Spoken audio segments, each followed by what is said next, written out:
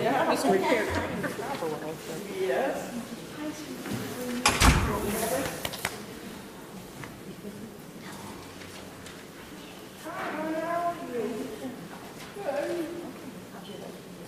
I want to welcome everybody today. This is usually a highly traveled weekend, as you know, and I don't know who is. Am I right that Pearsons have headed south now? No. Oh, okay. I thought, all right, understood. After Thanksgiving? Right after Thanksgiving. Well, right around the first, I think she's going to have a shot. Okay, well, so we still may see them this morning, and Shannon and Trudy are leaving tomorrow. Get all your bags packed, and we will miss you, folks. You take care of Cortland Church South. Yeah.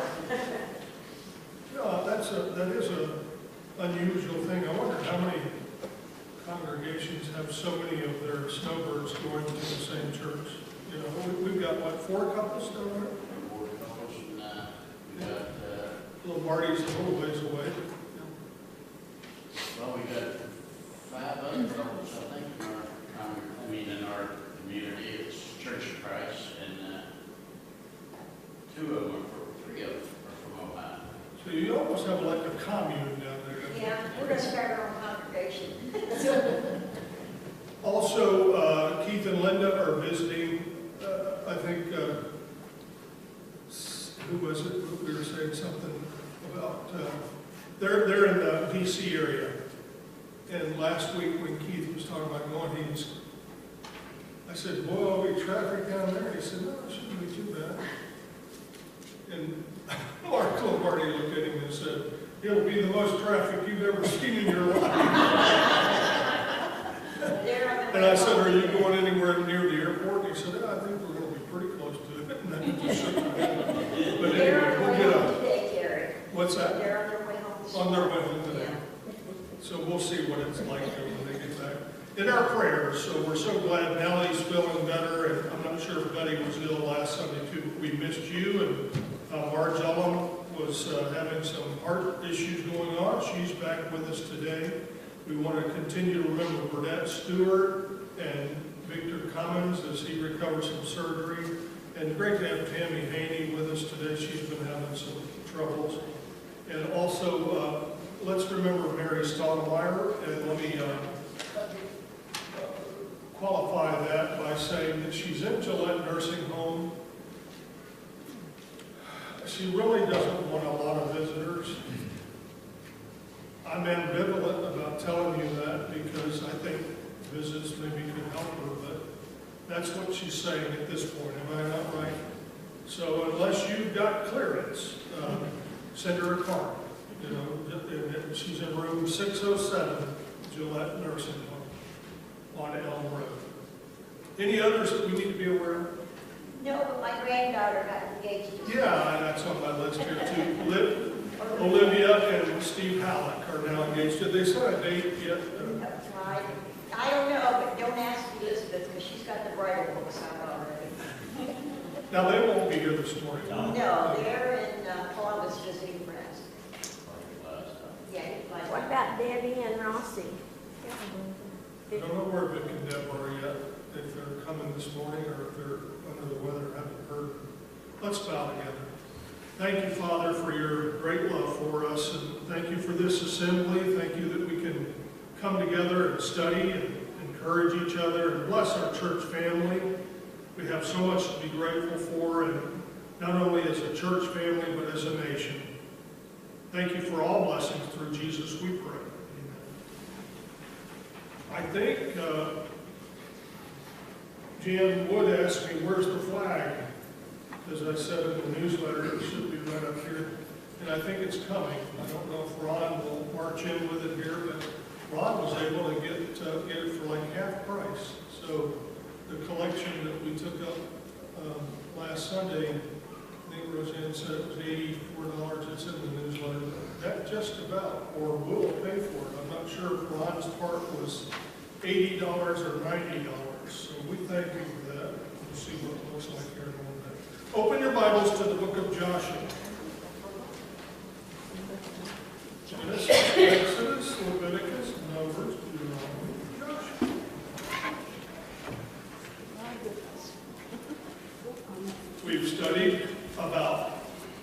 Moses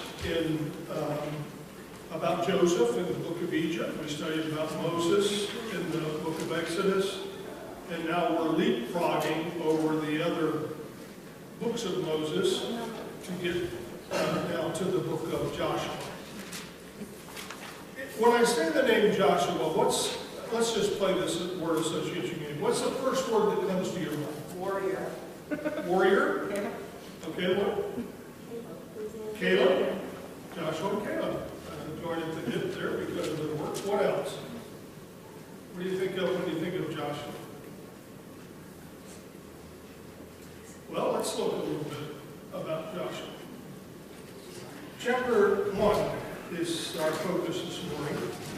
It came about at the death of Moses, the servant of the Lord, that the Lord spoke to Joshua, the son of Nun, Moses' servant, saying, Moses, my servant, is dead.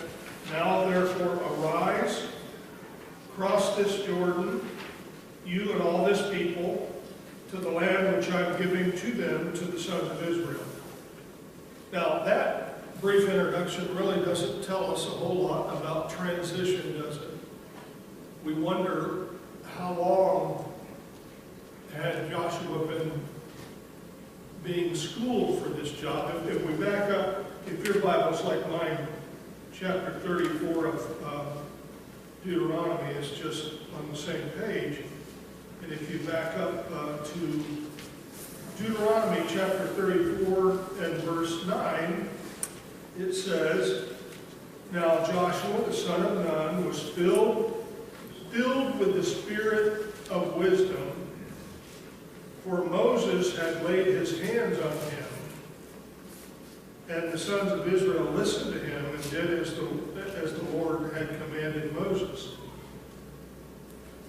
I don't know if the laying on of hands there's not a time frame here as to if this is something that happened. Perhaps, Gail, you can help me here. Didn't it take him about a year to sign up? Israelites?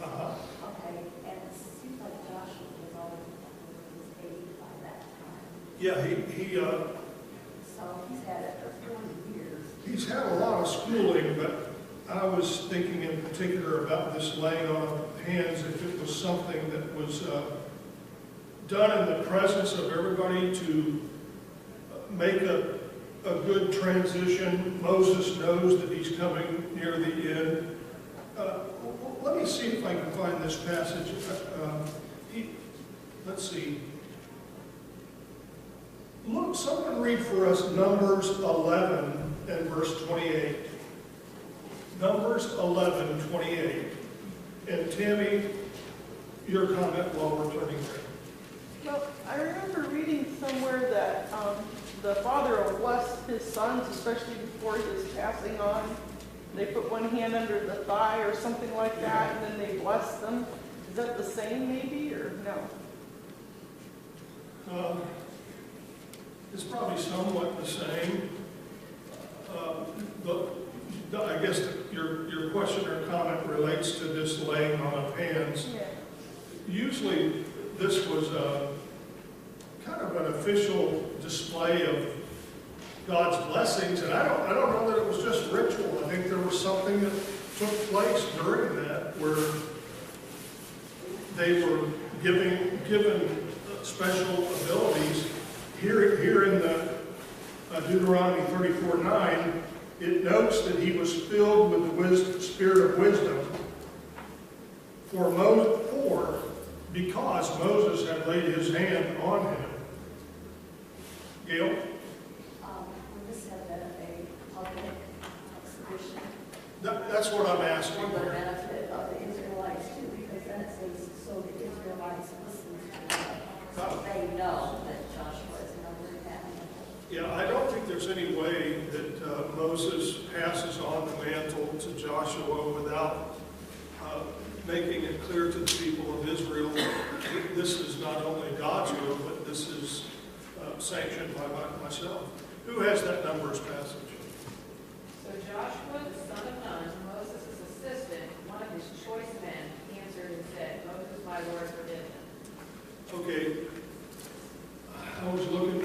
say Moses is an assistant from the days of his youth. But that Mine goes, says from that King James says that. no ESV. Okay. So, back to our original question, in Gail's comment, yes, when we go back and think about Moses and come down from the mountain, there's at least 2 or 3 times where Joshua is right there with him. And there's not a lot of fanfare made about it. We're not told why. But evidently, from the days of his youth, Joshua was in an attendant role, and what exactly that means, I don't know. I don't know if we can describe that. If it's tutoring going on the part of Moses with Joshua, you think naturally Joshua's going to learn a lot from all of this. If it's more of being a servant of some sense of bringing him meals and helping him with his, day-to-day chores or what, or if it's being a stenographer, somebody to write down notes. I'm thinking of, again, Civil War times here, all of the generals, General Halleck, General Grant, General Lee, they all had their assistants who were with them, and the assistants would do everything from polish their boots to take notes for them to whatever. Okay, Tammy? I have a silly thought, I guess.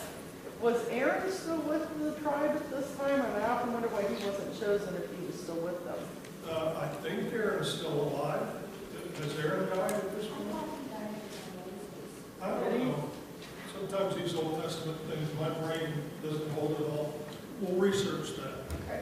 That's your assignment for next week. Tammy, come in and tell us. Okay. I'll look that up. All right, so we're making a big deal about this, but Joshua evidently is well prepared. Moses has been training him. He's been an understudy to Moses for all of his life, we might say. The phrase from the days of his youth, we don't think that means that Joshua was, single digits or even a teenager, but he's just a young man. So he has been learning from Moses. And then if we take the Numbers passage, or the Deuteronomy passage, as a public exhibition, to use Gail's term, a display where there is this transition. Moses knows he's about to die, so he wants the children of Israel to know that this is God's blessing, and it's evident by the laying on of hands, which allows Joshua to do something that is verifiable. That Moses had the signs and wonders that he was able to perform, and people knew that this is the power of God. Let me tell you one other story here, if I can find the verse for it. Numbers 20. Let's try that and see what that says. Numbers 22. Numbers 20.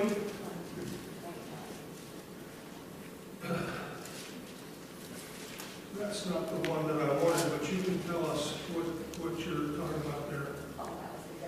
That's the death of Aaron. Oh. Okay, so she helped you do your assignment. When there was a time in Joshua's youth when 70 leaders, Moses appointed 70 leaders to help out, and there were 2 men that were all of a sudden prophesying, but they weren't part of the 70. And Stephen, this really bugged Joshua. Joshua, this kind of reminds of a story of the apostles with Jesus. Lord, these people are casting out demons and they're not doing the job. And you remember Jesus' response was basically, leave them alone. If they're not against us, they're for us. And that's basically Moses' comment here. Joshua's this is pretty insightful to leadership as a whole. We sometimes are very focused on our team, and if they're not part of our team, there's no way they can be sanctioned. So I don't know if this helped Joshua in his later days, but back then, Joshua comes to Moses and he says, hey, I have found 2 guys. They're not deputized, but they're running around prophesying. And he essentially is saying to Moses, do you want me to put a stop to it? Because I sure can't. You know, it reminds you of Barney Fife. And Moses says, no, leave it alone. Is there a problem if somebody's prophesying on behalf of the Lord? More power to them. All right, comment or question there. Let's get back to our Joshua text here.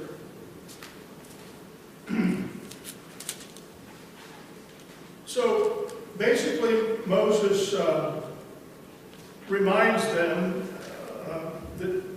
God reminds the people that Moses is now dead, and then God reminds them that I'm going to lead you into the promised land. And he gets specific. Every place on which the sole of your foot treads, I've given it to you. Now, it's been given, but it's not settled yet. How can we compare this? We're getting closer. It's in the will, but nobody's got it yet. Okay, good way to do it. Or sometimes you can maybe get a gift, but it's yet to be assembled, or maybe I don't know. Think about that as an illustration. You won the lottery, but you haven't claimed your prize. Okay, maybe that's good. This is a good comparison. You won the lottery, but you haven't turned in your ticket yet. So God tells them, I've given it to you, and it's expansive from the wilderness. Most of you have study Bibles or Bibles that have a map of the 12 tribes of Israel, so you can review this and see the exact area that we're talking about, or at least the general area. In verse 5 is quite an assurance. No man will be able to stand before you all the days of your life. And he tells Joshua, just like I've been with Moses, I'm going to be with you. Now that had to be pretty encouraging for Joshua. I will not fail you, and I will not forsake you. What wonderful words coming from Almighty God. And then I thought maybe when I asked word association, what do you think of when you think of Joshua? One of the first things to me is this phrase, be strong and courageous. That's prototypical Joshua there. God tells him, be strong and courageous. This isn't the only place we hear that phrase, but it's there a lot. Be strong and courageous, for you shall give this people possession of the land which I swore to their fathers I would give them. Only be strong and very courageous. And then look at the next verse. Be careful to do according to all the law which Moses, my servant, commanded you. Do not turn from it to the right or to the left, so that you may have success wherever you go. Now that's a class in itself there, isn't it? Success depends on faithfulness, really. Faithfulness to the Word of God. How do you measure success? Well, how faithful are we in trying to be students of God, to be followers of God? And then verse 8 makes this statement that has really kind of baffled liberal scholars. I don't know how to give you a synopsis of the attitude and mindset of more liberal scholars. A lot of times, very highly schooled men and women have kind of come to the conclusion that the Bible, it's beneficial to us and it's got all kinds of good stuff, but it's really the product of man. Men have put these thoughts down, and oftentimes what we see connected with liberal scholarship is almost an effort to want the writing of the text to come much later than the actual event. And then this helps them to explain the man-made aspect of the text. Now, there's a parallel here, and I don't want to get too, draw too much of a parallel or be too allegoric in saying this, but back to a point that we made, I don't know even when it was, in Wednesday night or in Sunday night class. A lot of our Bibles have, let's play this game and see. Do you have a study Bible with you? Turn to the book of Revelation or turn to the book of 1 John. And if your study Bible tells you when it was written, tell me the date. Tell me when the book of Revelation was written, and when 1 John, 2 John, 3 John, and for that matter, you could go to John's Gospel. When were these written? Some of you, you've heard this before, and it's old news to you. And According to my Bible, it's post-apocalyptic. It's AD, they say AD 100 approximately. and that's for Revelation? Yeah. Now, they say that it's now, in all fairness, they say it's sometime after 67, but before 100. Okay. But it's post-apocalyptic. That's strange. It's the apocalypse, but it's post-apocalyptic. Anybody else have something else? I'm sorry, Terry, I misspoke. Post-apostolic. Post-apostolic. Oh, okay. I'm sorry, that's completely. All right, now that helps us This is how we're going to even more, because what that's saying, it was written after the days of the apostles. That's problematic to me. First of all, John is an apostle, but it's what they mean by that. It's post-apostolic. The time of the apostles was during the days of Jesus and during the days of the book of Acts and the epistles and all that. But this is written later on, was what they're saying. No, and part, I get jived up about this. Part of it is in the same liberal element. They want, for whatever reasons, to date it later, and they can't imagine that these first century people were so organized and so skilled and so well educated that they could write all of this stuff down and actually get it into circulation within a matter of a short period of time. Well, if I was writing an essay on redating the New Testament, I would probably go back here and bring up this passage that's before us here, because Moses had no longer died. And God is telling Joshua, you be sure to do all that is written in the book of the law. Moses has already given him, I don't know if it's Genesis, Exodus, Leviticus, Numbers, Deuteronomy, but the book of the law exists.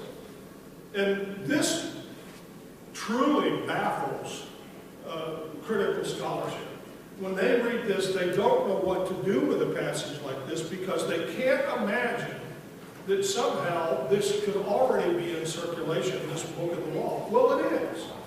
And Joshua is told, I don't know how it happened. There is a miraculous element, we're told. I don't know if it's drama, that God wrote the commandments with his very finger. And of course Moses wrote it, and we're just talking mainly the 10 Commandments here, is at least what our mindset is here. But somehow there is very quickly from these, you would think, some people have been telling me, Jack Simpson, my good older buddy here, he used to say, Terry, you need to write a book. I can't get organized enough to write a book. I don't know that writing a book is impressive, that anybody could write a book. But Moses, with everything that he's got on his plate, dealing with these Egyptians and then the Exodus and all of this, somehow he is able to codify. And you could say, well, God was with him. The truth might be that Joshua was busy writing down everything that Moses had said. What better way to school Joshua than to get the book of the law already there? All right, I've belabored a point that maybe doesn't even interest you, but it should, because be skeptical about late dates for the writing of the New Testament. If the apostolic period, the time of inspiration, if it takes place during the days of the apostles, and they're giving a date later on, I'm worried about the inspiration of that book. All right, we've got a couple comments. Gail? I'm going to put on verse 6, it says, notice that the law was already written at this time, it was going to be authoritative. Good. And my Bible has 1 John is 90 and Revelation is the 90s. 1 John is 90 and Revelation is the 90s, and probably John's Gospel in that same time period. Yeah, but this makes the observation that I'm making. Did you notice here that the book is already, so if that can happen with Moses, if that kind of turnaround with the 5 books of the law, why should it surprise us that the apostles have in circulation their books so quickly? All right, who else had their hand up?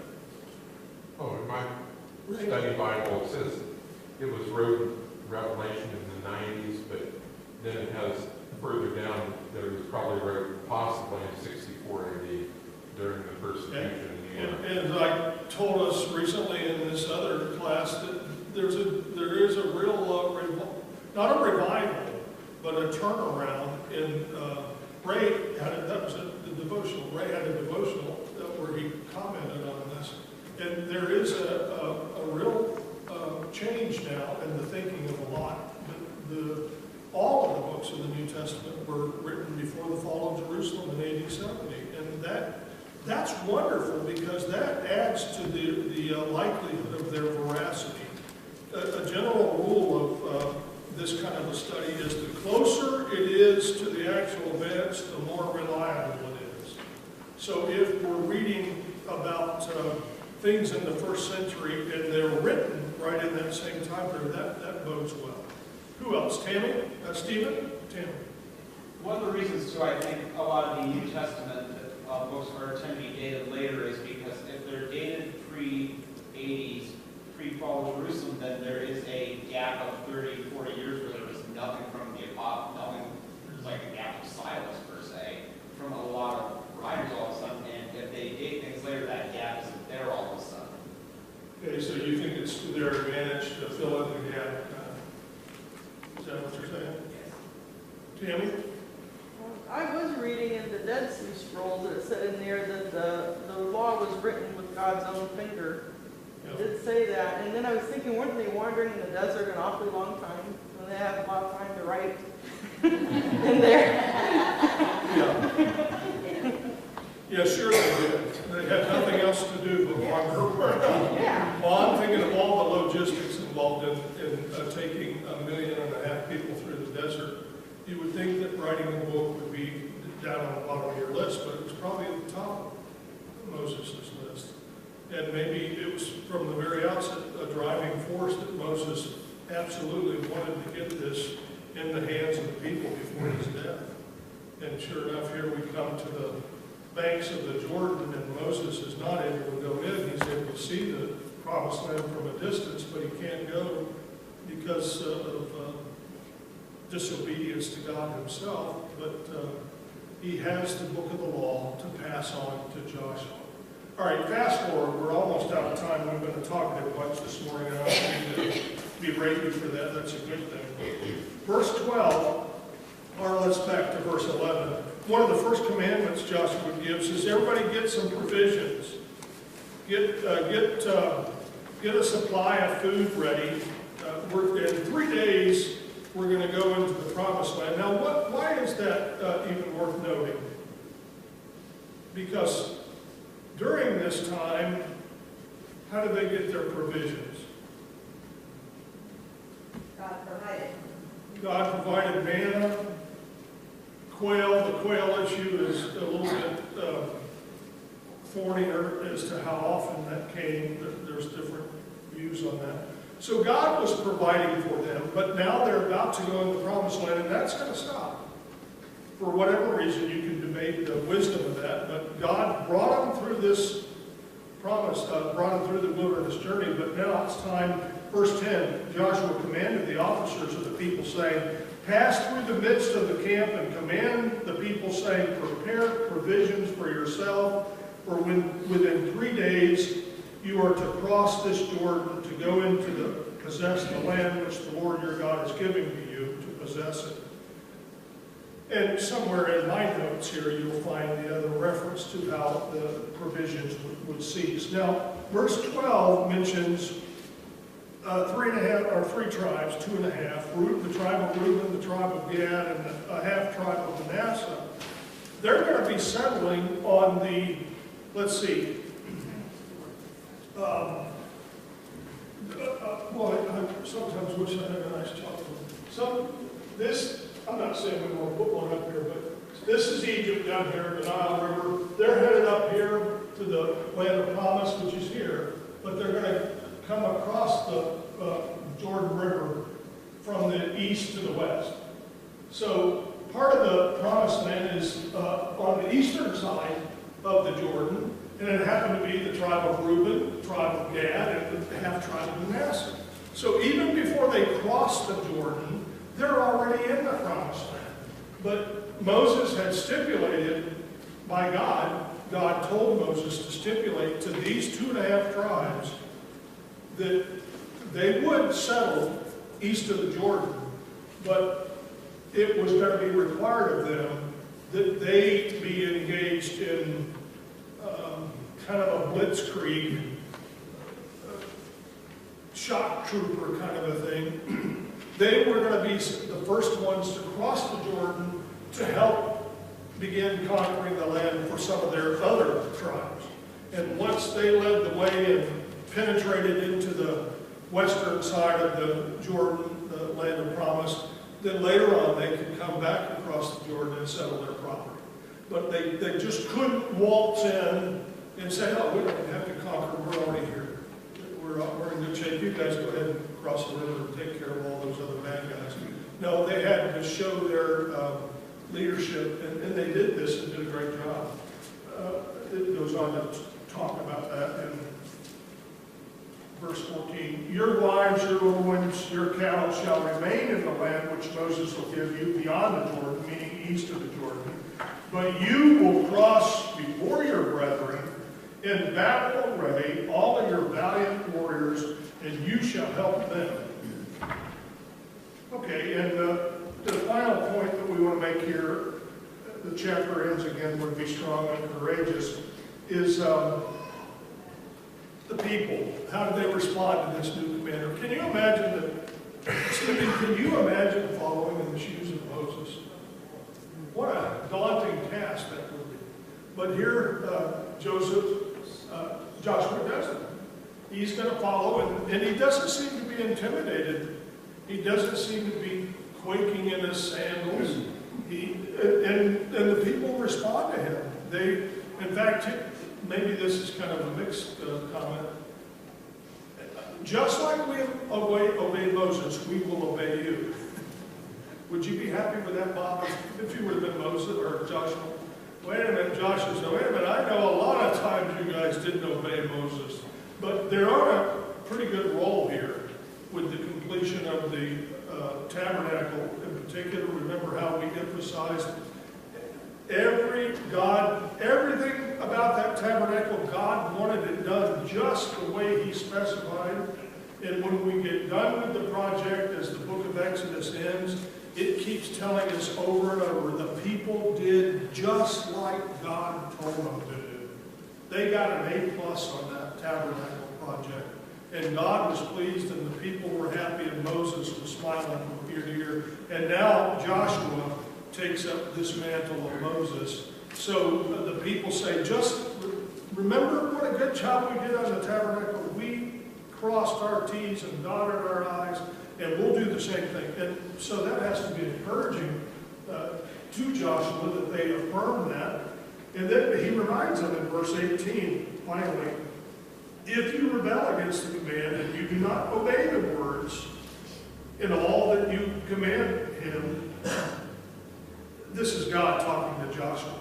Anyone who rebels against your command and does not obey your words in all that you command him, he shall be put to death. That's pretty strong, man. God is telling Joshua, the people will obey you, and if they don't obey you, you will execute. Sounds a little bit radical, but this is a theocracy. Anybody, last comments? Now, let me give you a little heads up. Most of you know what's coming here. Chapter 2 is one of the most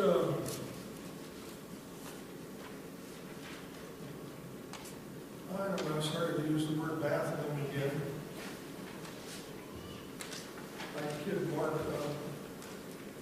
do you watch NASCAR racing? Anybody watch NASCAR? Biffle? He baffles me. Chapter 2 baffles me. We have Rahab, who is a harlot, who is going to hide the spies. And then she's going to make a bold-faced lie to those who interrogated her. And it seems to be okay. Come back next Sunday and let's talk about that. And don't be a pushover, all right? I don't want you to come in here with all the canned answers. I want you to research it a little bit. How is that okay, if it is okay? And what does that mean for you? Does that mean you can lie to the telemarketer? Okay.